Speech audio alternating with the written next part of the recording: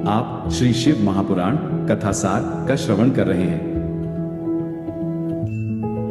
शतरुद्र संहिता,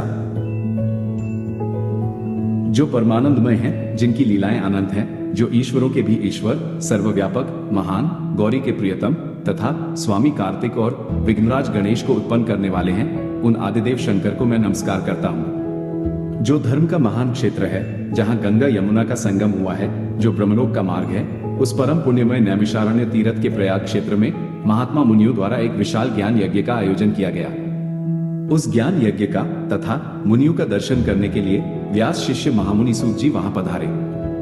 वहां उपस्थित महात्माओं ने उनकी विधिवत स्तुति करके विनयपूर्वक उनसे निवेदन किया, हे सूत जी, इस घोर कलयुग के आने पर जिनकी बुद्धि नष्ट हो गई और जिन्होंने अपने धर्म का त्याग कर दिया, ऐसे लोगों को इहलोक तथा परलोक में उत्तम गति कैसे प्राप्त होगी, इसी चिंता से हमारा मन सदा व्याकुल रहता है। सूत जी बोले, सबसे उत्तम जो शिव पुराण है, जो वेदांत का सार सर्वस्व है तथा वक्ता और श्रोता का समस्त पापों से उद्धार करने वाला है, वह परलोक में परमार्थ वस्तु को देने वाला है। उसमें भगवान शिव के उत्तम यश का वर्णन है। हे ब्राह्मणों, धर्म, अर्थ, काम और मोक्ष, इन चारों पुरुषार्थों को देने वाले उस पुराण का प्रभाव विस्तार को प्राप्त हो रहा है। शिव पुराण की कथा के इस क्रम में शौनक जी ने सूत जी से कहा, हे महाभाग, आप तो व्यास जी के शिष्य तथा ज्ञान और दया के निधि हैं, अतः अब आप शिव जी के उन अवतारों का वर्णन कीजिए जिनके द्वारा उन्होंने सत्पुरुषों का कल्याण किया है। सूत जी ने कहा, हे मुने, पूर्व काल में इसी बात को सनत कुमार ने शिव स्वरूप तथा सत्पुरुषों की रक्षा करने में समर्थ नंदीश्वर से पूछा था। तब शिव जी का स्मरण करते हुए नंदीश्वर ने उनसे कहा, हे सनत कुमार, सर्वव्यापक तथा सर्वेश्वर शंकर के विविध कल्पों में यद्यपि असंख्य अवतार हुए हैं, फिर भी मैं अपनी बुद्धि के अनुसार यहाँ पर उनमें से कुछ का वर्णन कर रहा हूँ। श्वेतलोहित नामक 19वें कल्प में शिव जी का सद्योजात अवतार हुआ। इन्हीं सद्योजात नामक परमेश्वर शिव जी ने प्रसन्न होकर ब्रह्मा जी को ज्ञान प्रदान किया एवं सृष्टि उत्पन्न करने का सामर्थ्य भी प्रदान किया। इसी प्रकार 20वें, 21वें कल्प तथा अन्य कल्पों में महेश्वर की ईशान, तत्पुरुष, अघोर, वामदेव तथा सद्योजात नामक 5 मूर्तियां प्रकट हुई, जो ब्रह्म संज्ञा से विश्रुत हैं। इसके साथ ही उनके बहुत सारे अवतार हुए। अपना कल्याण चाहने वाले पुरुषों को शिव जी के इन रूपों की प्रयत्न पूर्वक नित्य वंदना करनी चाहिए, क्योंकि ये रूप सभी प्रकार के कल्याण के एकमात्र कारण हैं। शिव जी की अष्टमूर्तियों का वर्णन। नंदीश्वर जी कहते हैं, हे मुने, अब आप महेश्वर के समस्त प्राणियों को सुख प्रदान करने वाले तथा लोक के संपूर्ण कार्यों को संपादित करने वाले अन्य श्रेष्ठतम अवतारों को सुने। ये सारा संसार शिव की 8 मूर्तियों का स्वरूप ही है। जैसे सूत में मणियां पिरोई रहती हैं, उसी तरह यह विश्व उन 8 मूर्तियों में व्याप्त होकर स्थित है। वे प्रसिद्ध 8 मूर्तियां ये हैं, शर्व, भव, रुद्र, उग्र, भीम, पशुपति, ईशान और महादेव। शिव जी की इन शर्व आदि 8 मूर्तियों द्वारा पृथ्वी, जल, अग्नि, वायु, आकाश, क्षेत्रज्ञ, सूर्य और चंद्रमा अधिष्ठित हैं। शास्त्र का ऐसा निश्चय है कि कल्याणकर्ता महेश्वर का विश्वंभरात्मक स्वरूप ही चराचर विश्व को धारण किए हुए है। जैसे इस लोक में पुत्र पौत्र आदि को प्रसन्न देखकर पिता हर्षित होता है, उसी तरह विश्व को भली भांति हर्षित देखकर शंकर को आनंद मिलता है। इसलिए यदि कोई किसी भी देहधारी को कष्ट देता है, तो निस्संदेह मानो उसने अष्टमूर्ति शिव का ही अनिष्ट किया है। सनत कुमार जी, इस प्रकार भगवान शिव अपनी अष्टमूर्तियों द्वारा समस्त विश्व को अधिष्ठित करके विराजमान हैं। अतः तुम पूर्ण भक्तिभाव से परम कारण रुद्र का भजन करो। भगवान शिव का अर्धनारीश्वर अवतार। प्रिय सनत कुमार जी, अब आप शिव जी के अनुपम अर्धनारीश्वर स्वरूप का वर्णन सुनो। सृष्टि के आदि में जब सृष्टिकर्ता ब्रह्मा द्वारा रची हुई सारी प्रजाएं विस्तार को नहीं प्राप्त हुई, तब ब्रह्मा उस दुख से दुखी हो चिंताकुल हो गए। उसी समय यह आकाशवाणी हुई, ब्रह्मन, अब मैथुनी सृष्टि की रचना करो। इस आकाशवाणी को सुनकर ब्रह्मा ने मैथुनी सृष्टि उत्पन्न करने में स्वयं को समर्थ न पाकर यो विचार किया कि शंभु की कृपा के बिना मैथुनी प्रजा उत्पन्न नहीं हो सकती। तब वे तप करने को उद्यत हुए। ब्रह्मा के उस तीव्र तप से थोड़े ही समय में शिव जी प्रसन्न होकर पूर्ण सच्चिदानंद की कामदा मूर्ति में प्रविष्ट होकर अर्धनारी नर के रूप में ब्रह्मा के निकट प्रकट हो गए। ईश्वर ने कहा, महाभाग वत्स, मुझे तुम्हारा सारा मनोरथ पूर्णतया ज्ञात है। मैं तुम्हारे तप से प्रसन्न हूँ और तुम्हें तुम्हारा अभीष्ट प्रदान करूंगा। ये कहकर शिव जी ने अपने शरीर के अर्धभाग से शिवा देवी को पृथक कर दिया। तब शिव से पृथक होकर प्रकट हुई परमा शक्ति की ब्रह्मा जी विनम्र भाव से प्रार्थना करते हुए कहने लगे, हे शिवे, हे शिव प्रिय, हे माता, चराचर जगत की वृद्धि के लिए आप मुझे नारीकुल की सृष्टि करने के लिए शक्ति प्रदान करें। वरदेश्वरी, मैं आपसे एक और वर की याचना करता हूँ, आप चराचर जगत की वृद्धि के लिए अपने एक सर्वसमर्थ रूप से मेरे पुत्र दक्ष की पुत्री हो जाओ। भगवती शिवा ने तथास्तु ऐसा ही होगा कहकर वह शक्ति ब्रह्मा को प्रदान कर दी। इस प्रकार शिवा देवी ब्रह्मा को अनुपम शक्ति प्रदान करके शंभु के शरीर में प्रविष्ट हो गई। तभी से इस लोक में स्त्री भाग की कल्पना हुई और मैथुनी सृष्टि चल पड़ी। इससे ब्रह्मा को महान आनंद प्राप्त हुआ। नंदीश्वर अवतार का वर्णन। अब तक के अध्यायों में शिवजी के 42 अवतारों का वर्णन किया गया। अब नंदीश्वर अवतार का वर्णन किया जाता है। सनत कुमार जी ने पूछा, हे नंदीश्वर, आप महादेव के अंश से किस प्रकार उत्पन्न हुए और किस प्रकार शिवत्व को प्राप्त हुए? आप मुझे बताने की कृपा करें। नंदीश्वर बोले, हे सनत कुमार, जिस प्रकार शिवजी के अंश से उत्पन्न होकर मैंने शिवत्व को प्राप्त किया है, उसको आप सावधानी पूर्वक सुनिए। शिलाद नामक एक धर्मात्मा मुनि थे। पितरों ने महर्षि शिलाद से संतान उत्पन्न करने का निवेदन किया। तब शिलाद ने उनका उद्धार करने की इच्छा से पुत्रोत्पत्ति करने का विचार किया तथा इस निमित्त इंद्र को उद्देश्य करके बहुत समय तक अति कठोर तप किया।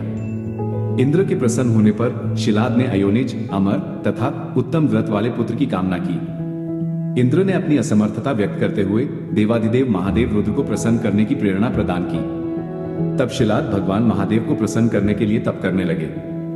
शिव के प्रसन्न होने पर शिलाद ने उनसे कहा, प्रभु, मैं आपके ही समान मृत्युहीन अयोनिज पुत्र चाहता हूँ। त्रिनेत्र भगवान शिव प्रसन्नचित होकर बोले, हे विप्र, मैं नंदी नाम से आपके अयोनिज पुत्र के रूप में अवतरित होऊंगा और हे मुने, आप मुझ तीनों लोकों के पिता के भी पिता बन जाएंगे। हे सनत कुमार, कुछ समय बाद मेरे पिता शिलाद मुनि यज्ञ करने के लिए यज्ञ स्थल का कर्षण करने लगे।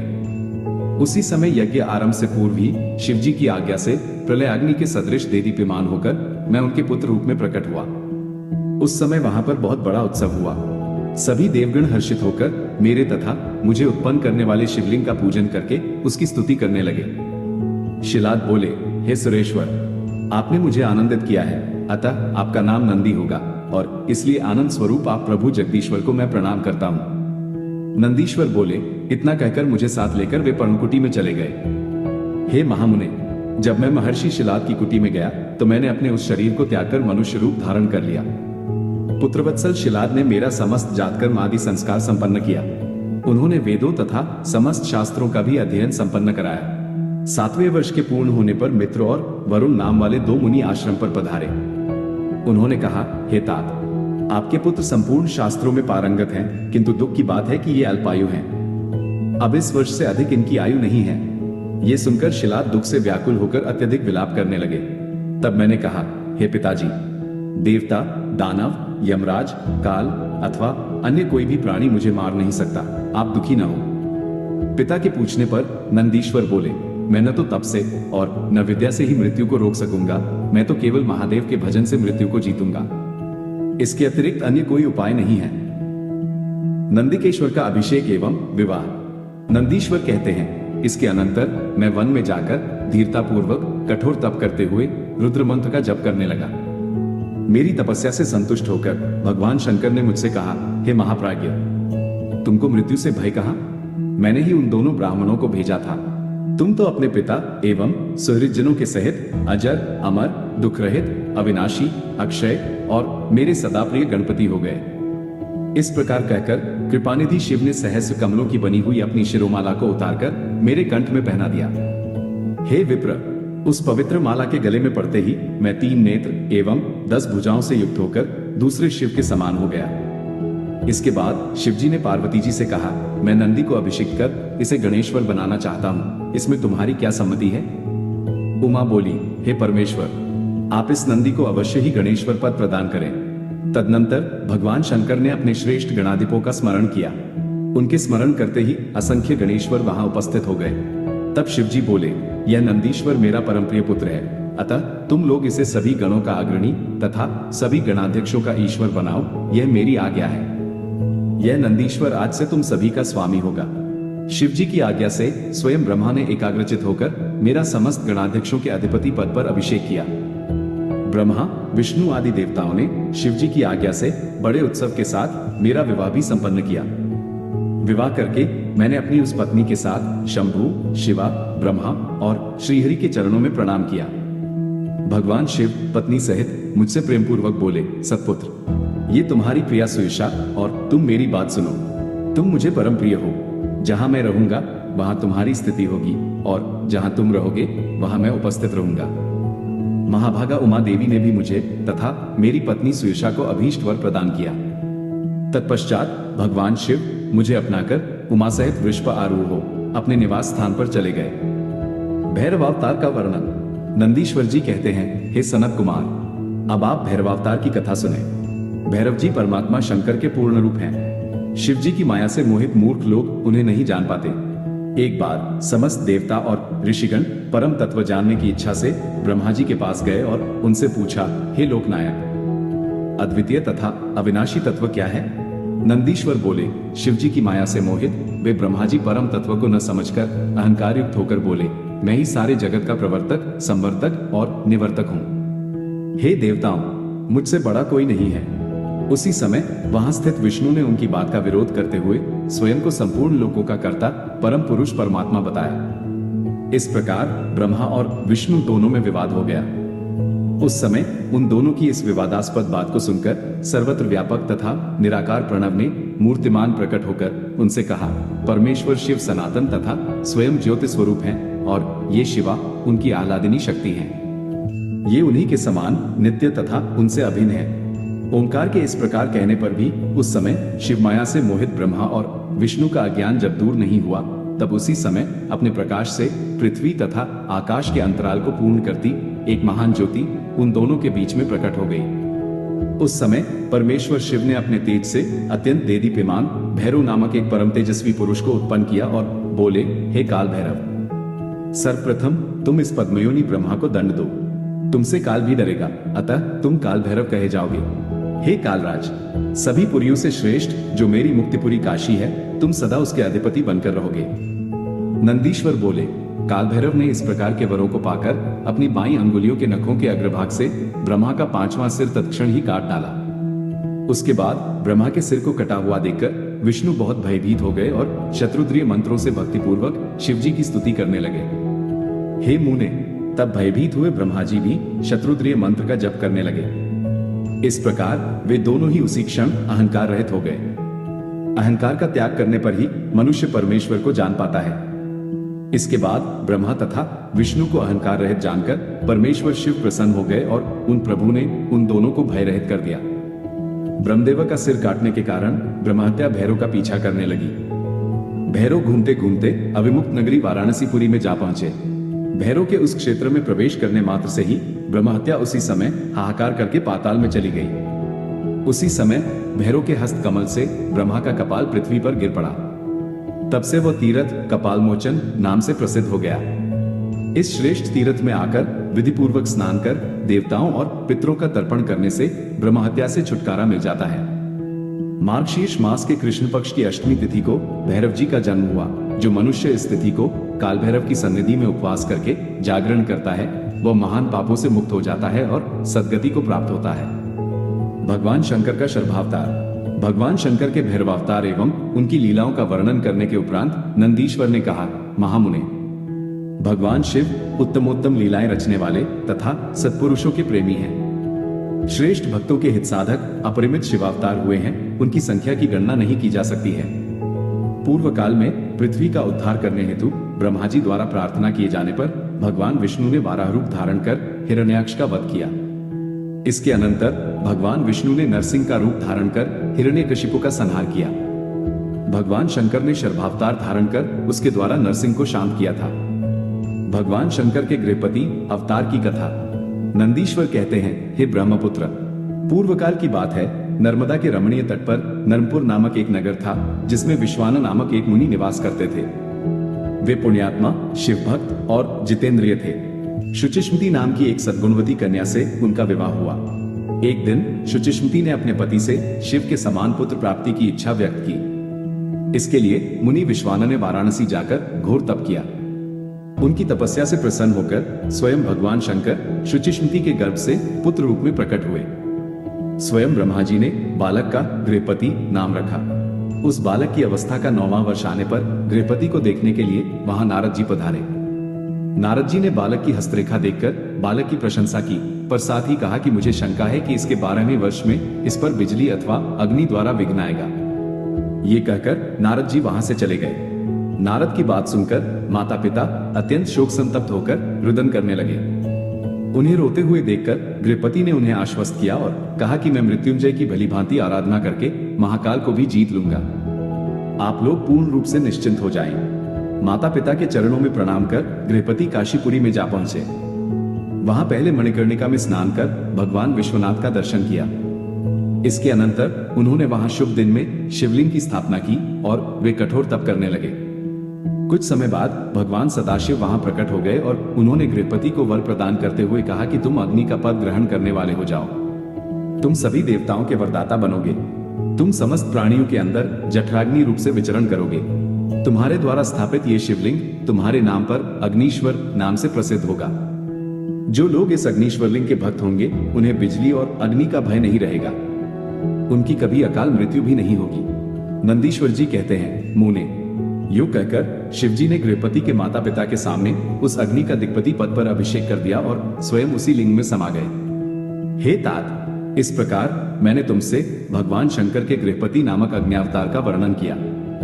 जो ब्राह्मण अग्निहोत्र परायण होकर पंचाग्नि का सेवन करते हैं वे अग्नि के समान वर्चस्वी होकर अग्निलोक में विचरते हैं। जो शीतकाल में शीत निवारण के निमित्त लकड़ियां दान करता है तथा जो श्रद्धा पूर्वक किसी अनाथ का अग्नि संस्कार करा देता है वह अग्निलोक में प्रशंसित होता है। द्विजातियों के लिए यह अग्नि परम कल्याणकारक है। भगवान शंकर के महाकाल आदि प्रमुख 10 अवतारों का वर्णन। नंदीश्वर बोले, हे सनत कुमार, अब आप शंकर जी के महाकाल आदि 10 अवतारों को भक्ति पूर्वक सुनिए। उनमें प्रथम महाकाल नामक अवतार है जो सज्जनों को भोग एवं मोक्ष प्रदान करने वाला है। इस अवतार में उनकी शक्ति महाकाली है जो भक्तों को अभीष्ट पद प्रदान करती है। दूसरा अवतार तार नाम से विख्यात है जिसकी शक्ति तारा है। तीसरा अवतार बाल भुवनेश्वर हैं जिनकी शक्ति बाला भुवनेश्वरी है। चौथा अवतार षोडश श्री विदेश के रूप में हुआ है, इनकी महाशक्ति षोडशी श्री महाविद्या है। पांचवा अवतार भैरव नाम से प्रसिद्ध है, उनकी महाशक्ति गिरिजा भैरवी है। शिव का छठा अवतार छिन्नमस्तक है जिनकी महाशक्ति छिन्नमस्तका गिरिजा है। सातवें अवतार का नाम धूमवान है, इनकी शक्ति धूमावती है। आठवां अवतार बगलामुख है जिनकी शक्ति बगलामुखी है। नौवां अवतार मातंग नाम से विख्यात है जिनकी शक्ति मातंगी है। 10वां अवतार कमल नामक शंभु है, इनकी शक्ति पार्वती का नाम कमला है। शिवजी के ये 10 अवतार हैं जो सज्जनों एवं भक्तों को सर्वदा सुख देने वाले तथा उन्हें भुक्ति एवं मुक्ति प्रदान करने वाले हैं। शिवजी के दुर्वासा अवतार तथा हनुमद्वतार का वर्णन। नंदीश्वर जी कहते हैं, महामुने, अब तुम शंभु के एक दूसरे चरित्र को जिसमें शंकर जी धर्म के लिए दुर्वासा होकर प्रकट हुए थे प्रेम पूर्वक श्रवण करो। अनसुया के पति ब्रह्मवेता अत्रि ने ब्रह्मा जी के निर्देशानुसार पत्नी सहित ऋक्षकुल पर्वत पर जाकर पुत्र की कामना से घोर तप किया। उनके तप से प्रसन्न होकर ब्रह्मा विष्णु महेश्वर तीनों उनके आश्रम पर गए और कहा, हमारे अंश से तुम्हारे 3 पुत्र होंगे। ब्रह्मा जी के अंश से चंद्रमा हुए जो देवताओं के द्वारा समुद्र में डाले जाने पर समुद्र से प्रकट हुए थे। विष्णु के अंश से श्रेष्ठ संन्यास पद्धति को प्रचलित करने वाले दत्त प्रकट हुए और रुद्र के अंश से मुनिव दुर्वासा ने जन्म लिया। इन दुर्वासा ने महाराज अम्बरीश की परीक्षा की, इन्होंने भगवान राम की परीक्षा की, इन्होंने भगवान श्री कृष्ण की परीक्षा की और उनको श्री रुक्मिणी सहित रथ में जोता। उसके बाद दुर्वासा मुनि ने अनेक विचित्र चरित्र किए। मुने, अब तुम हनुमान जी का चरित्र श्रवण करो। हनुमत रूप से शिवजी ने बड़ी उत्तम लीलाएं की। एक समय की बात है जब अत्यंत अद्भुत लीला करने वाले भगवान शंभु को भगवान विष्णु के मोहिनी रूप का दर्शन प्राप्त हुआ, तब कामदेव के बाणों से आहत होकर उन परमेश्वर ने राम कार्य की सिद्धि के लिए अपना वीर्यपात किया। तब सप्तर्षियों ने उस वीर्य को पत्रपुटक में स्थापित कर राम कार्य की सिद्धि के लिए गौतम कन्या अंजनी में कान के रास्ते स्थापित कर दिया। समय आने पर उस गर्भ से शंभु महान बल पराक्रम से संपन्न वानर शरीर धारण करके उत्पन्न हुए। उनका नाम हनुमान रखा गया। महाबली हनुमान जब शिशु ही थे उसी समय उदय होते हुए सूर्यबिंब को छोटा सा फल समझकर तुरंत ही निगल गए। बाद में उन्होंने उसे महाबली सूर्य जानकर उगल दिया। देवशियों ने उन्हें शिव का अवतार माना और बहुत से वरदान दिए। फिर माता की आज्ञा से धीर वीर हनुमान ने सूर्य के निकट जाकर उनसे अनायास ही सारी विद्याएं सीख ली।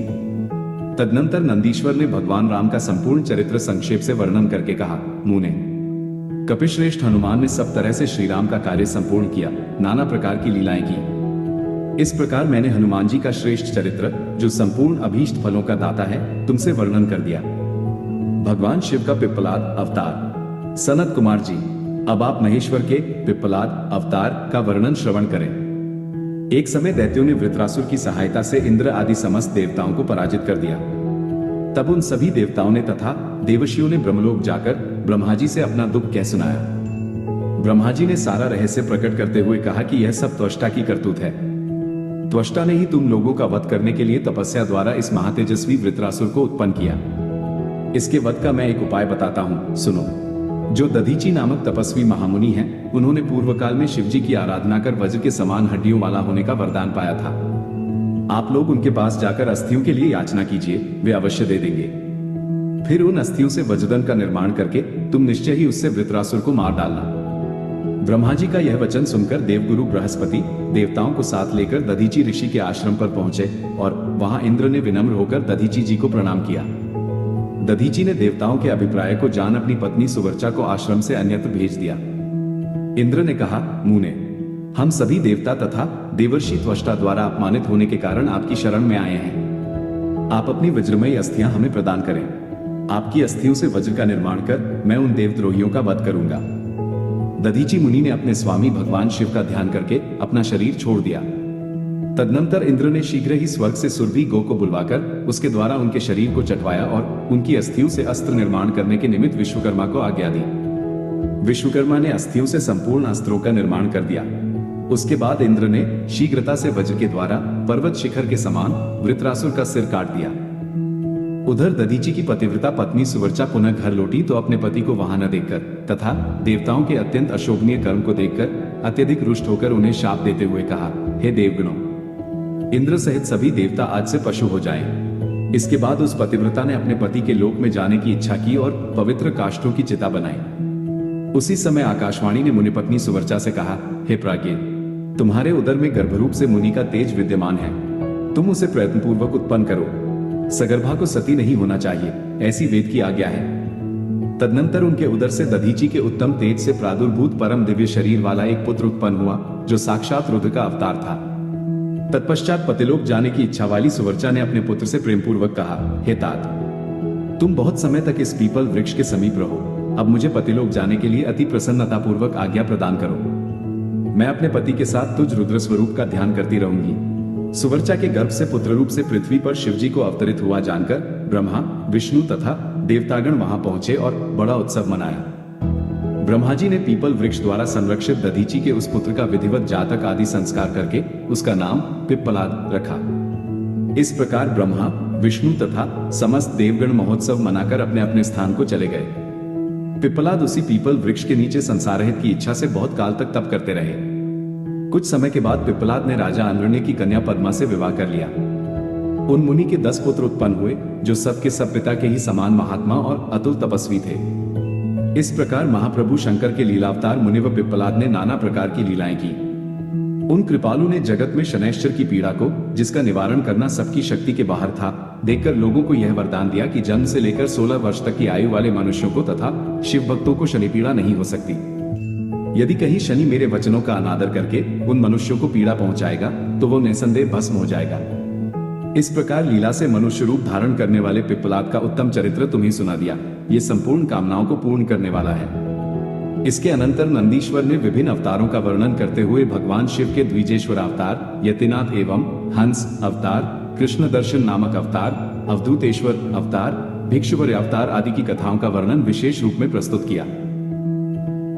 भगवान शिव का सुरेश्वर अवतार। इसके पश्चात नंदीश्वर जी कहते हैं, सनत कुमार जी, अब मैं परमात्मा शिव के सुरेश्वर अवतार का वर्णन करता हूँ। उपमन्यु व्याघ्रपाद मुनि के पुत्र थे। उन्होंने पूर्व जन्म में ही सिद्धि प्राप्त कर ली थी और वर्तमान जन्म में मुनि कुमार के रूप में प्रकट हुए थे।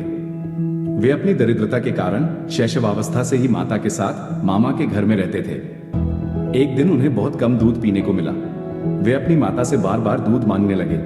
उनकी तपस्विनी माता ने कुछ बीजों को सिल पर पीसकर और उन्हें पानी में घोलकर कृत्रिम दूध बेटे को पीने को दिया। उस नकली दूध को पीकर बालक उपमन्यु बोले, ये तो दूध नहीं है। इतना कहकर वे फिर रोने लगे। माता ने कहा, बेटा, हम लोग वन में निवास करते हैं, हमें यहाँ दूध कहाँ से मिल सकता है? भगवान शिव की कृपा के बिना किसी को दूध नहीं मिलता। माता की यह बात सुनकर उपमन्यु ने भगवान शिव की आराधना करने का निश्चय किया। वे तपस्या के लिए हिमालय पर्वत पर गए। वहां उन्होंने 8 ईंटों का एक मंदिर बनाया, जिसमें मिट्टी के शिवलिंग की स्थापना करके जंगल के पत्र पुष्प आदि से पंचाक्षर मंत्र के उच्चारण पूर्वक शिव की पूजा करने लगे। माता पार्वती और शिव का ध्यान करके उनकी पूजा करने के पश्चात वे पंचाक्षर मंत्र का जप किया करते थे। जप करते हुए उन्होंने घोर तपस्या संपन्न की। भगवान सदाशिव कृपापूर्वक प्रकट हो गए और उपमन्यु को अपना पुत्र माना। उनका मस्तक सुनकर कहा, वत्स, मैं तुम्हारा पिता और ये पार्वती देवी तुम्हारी माता हैं। तुम्हें आज से सनातन कुमारत्व प्राप्त होगा। मैं तुम्हारे लिए दूध, दही और मधु के सहस्रों समुद्र देता हूँ। मैं तुम्हें अमृतत्व तथा अपने गणों का आधिपत्य प्रदान करता हूँ। इतना कहकर भगवान शिव अंतर्धान हो गए। उपमन्यु ने वर पाकर प्रसन्नतापूर्वक घर आकर अपनी माता से सब बातें बताईं। माता को बड़ा हर्ष हुआ। इस प्रकार मैंने तुमसे परमेश्वर शिव के सुरेश्वर अवतार का वर्णन किया। भगवान शिव का किरातावतार नंदीश्वर जी कहते हैं, हे सनत कुमार जी, अब मैं आशुतोष भगवान शिव के किरातावतार का वर्णन करता हूँ, जिसमें उन्होंने अपने भक्त नरश्रेष्ठ अर्जुन की मूक नामक दैत्य से रक्षा की और उनसे युद्ध लीला में प्रसन्न होकर उन्हें अपना अमोघ पाशुपतास्त्र प्रदान किया। भगवान शिव के इस पावन अवतार की कथा इस प्रकार है। पांडवों के वनवास काल की बात है। अर्जुन श्री कृष्ण की सम्मति और व्यास जी के आदेश से शस्त्रास्त्रों की प्राप्ति के लिए इंद्रकील पर्वत पर तपस्या कर रहे थे। वे भगवान शंकर के पंचाक्षर मंत्र का जप करते हुए तप में सन्नद्ध थे। उनकी घोर तपस्या देखकर देवताओं ने भगवान शंकर से उन्हें वर देने की प्रार्थना की। उधर जब दुर्योधन को अर्जुन की तपस्या की बात ज्ञात हुई, तो उस दुरात्मा ने मूक नामक एक मायावी राक्षस को उनका वध करने के लिए भेजा। वो दुष्ट असुर शूक का वेश धारण कर अर्जुन के समीप पहुंचा और वहां के पर्वत शिखरों और वृक्षों को ढहाने लगा। उसकी भयंकर गुर्राहट से 10 दिशाएं गूंज रही थी। ये देखकर भक्तहितकारी भगवान शंकर किरात वेश धारण कर प्रकट हुए। शूक को अपनी ओर आते देखकर अर्जुन ने उस पर शर संधान किया। ठीक उसी समय किरात वेशधारी भगवान शंकर ने भी अपने भक्त अर्जुन की रक्षा हेतु उस शूकर रूपधारी दानव मुख पर अपना बाण चलाया। दोनों बाण एक ही साथ उस शूकर के शरीर में प्रविष्ट हो गए और वह वहीं गिरकर मर गया। उसे मारकर अर्जुन ने अपने आराध्य भगवान शंकर का ध्यान किया और अपने बाण को उठाने के लिए उस शूकर के पास पहुंचे। इतने में ही किरात वेशधारी शिव का एक गण भी वनेचर के रूप में बाण लेने के लिए आ पहुंचा और अर्जुन को बाण उठाने से रोककर कहने लगा कि यह मेरे स्वामी का बाण है, जिसे उन्होंने तुम्हारी रक्षा के लिए चलाया था, परंतु तुम तो इतने कृतघ्न हो कि उपकार मानने के बजाय उनके बाण को ही चुराए ले रहे हो। यदि तुझे बाण की ही आवश्यकता है तो मेरे स्वामी से मांग ले, वे ऐसे बहुत से बाण तुझे दे सकते हैं। अर्जुन ने कहा, यह मेरा बाण है, इस पर मेरा नाम अंकित है। इस बाण को मैं तुझे ले जाने देकर अपने कुल की कीर्ति में दाग नहीं लगवा सकता। भगवान शंकर की कृपा से मैं स्वयं अपनी रक्षा करने में समर्थ हूं। अगर तेरे स्वामी में बल है तो वे आकर मुझसे युद्ध करें। दूत ने अर्जुन की कही हुई सारी बातें जाकर अपने स्वामी से विशेष रूप से कह दी, जिसे सुनकर किरात वेशधारी भगवान शिव अपने भील रूपी गणों की महान सेना लेकर अर्जुन के सम्मुख आ गए। उन्हें आया हुआ देखकर अर्जुन ने भगवान शिव का ध्यान कर अत्यंत भीषण संग्राम छेड़ दिया। उस घोर युद्ध में अर्जुन ने शिव जी का ध्यान किया, जिससे उनका बल बढ़ गया। तदनंतर उन्होंने किरात वेशधारी शिव के दोनों पैर पकड़कर उन्हें घुमाना शुरू कर दिया। लीला स्वरूपधारी लीला में भगवान शिव भक्त पराधीन होने के कारण हंसते रहे। तत्पश्चात उन्होंने अपना वह सौम्य एवं अद्भुत रूप प्रकट किया, जिसका अर्जुन चिंतन करते थे। किरात के उस सुंदर रूप को देखकर अर्जुन को महान विस्मय हुआ। वे लज्जित होकर पश्चाताप करने लगे। उन्होंने मस्तक झुकाकर भगवान शिव को प्रणाम किया और खिन्न मन हो अपने को धिक्कारने लगे। उन्हें पश्चाताप करते देखकर भक्तवत्सल भगवान महेश्वर का चित्त प्रसन्न हो गया। उन्होंने कहा, पार्थ, तुम तो मेरे परम भक्त हो, ये तो मैंने तुम्हारी परीक्षा लेने के लिए ऐसी लीला रची थी। उन्होंने प्रेमपूर्वक अर्जुन का आलिंगन किया और बोले, हे पांडव श्रेष्ठ, मैं तुमसे परम प्रसन्न हूं, तुम वर मांगो।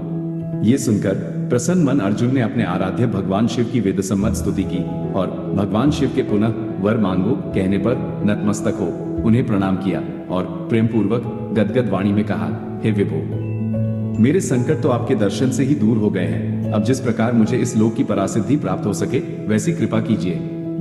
पांडुपुत्र अर्जुन में अपनी अनन्य भक्ति देखकर भगवान महेश्वर ने उन्हें अपना पाशुपत नामक महान अस्त्र प्रदान किया और समस्त शत्रुओं पर विजय लाभ पाने का आशीर्वाद दिया। हे मुने, इस प्रकार मैंने लीला में परम कौतुकी भगवान शंकर के किरातावतार का वर्णन किया। जो इसे सुनता अथवा दूसरे को सुनाता है उसकी सारी मनोकामनाएं पूर्ण हो जाती हैं।